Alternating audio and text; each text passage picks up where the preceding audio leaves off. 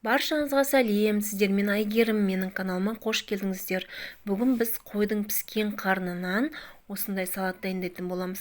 Дәмі деген өте ерекше әрі дәмді болып шығады.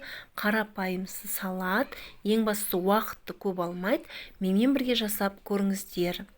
Ең алдымен бізге піскен қарын, бұрыш, қияр, сәбіз, пияз, чеснок қажет болады.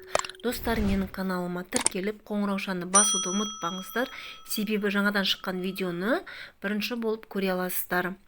Және қарнымызды осылай турап аламыз, өте жіңішке етпей, бір келкі көлемде турап шығамыз осылай.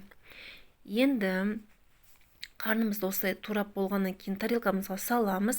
Ендігі кезекте қиярымызды соломка етіп турап шығамыз.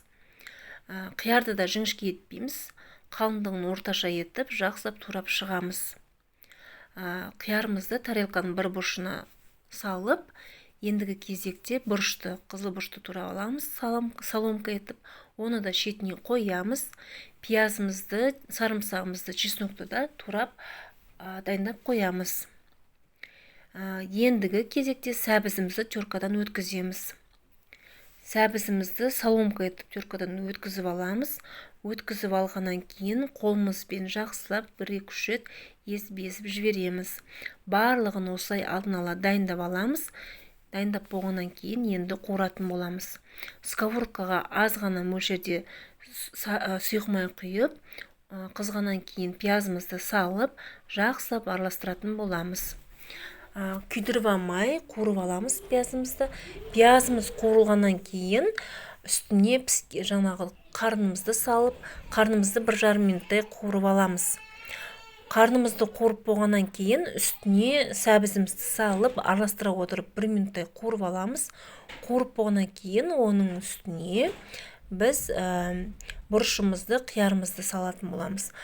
Оларды салып болғаннан кейін араластырамыз. Оның үстіне дәмдеуіштерді және туралған сарымсағымызды саламыз. Және соевый соустан 2 қасық құямыз.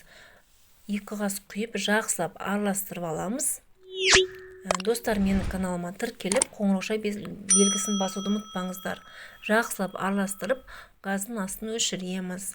Міне, салатымыз дайын, енді тарелкаға саламыз. Міне, оңай әрі қарапайым. Жасап көріңіздер, ас болсын. Өте дәмі, ерекше дәмді болып шығады. Сау болыңыздар.